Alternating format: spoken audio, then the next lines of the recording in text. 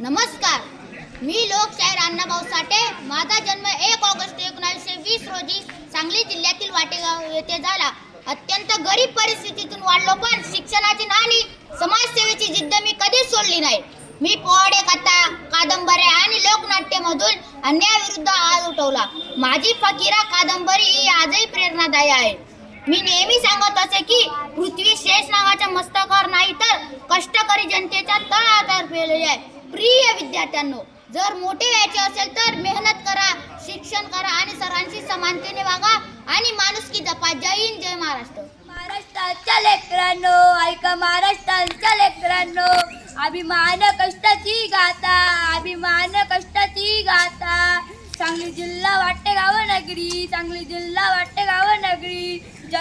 जन्माला सूर्यभूमीवरी, जन्माला सूर्यभूमीवरी. संकटे गरिबी सोबतीला, संकटे गरिबी सोबतीला. जिद्दची काठीने हा लढला, जिद्दची काठीने हा लढला. लोकशाहीर अण्णाभाऊ साठे धीर धीर, लोकशाहीर अण्णाभाऊ साठे धीर धीर.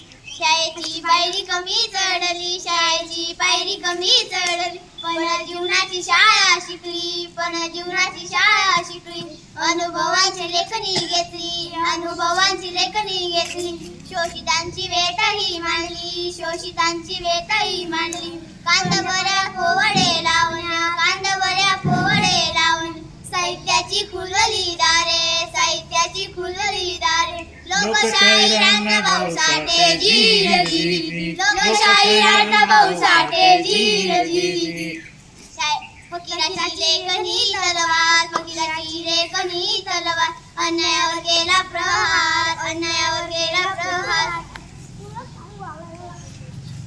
कष्टकऱ्यांचा गेला सन्मान, कष्टकऱ्यांचा गेला सन्मान. माणुसकीचा दिला संदेश, माणुसकीचा दिला संदेश. जात पात दूर सारूया, जात पात दूर सारूया.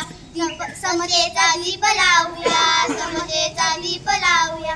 लोकशाहीर अण्णाभाऊ साठे धीर धीर, लोकशाहीर अण्णाभाऊ साठे धीर धीर.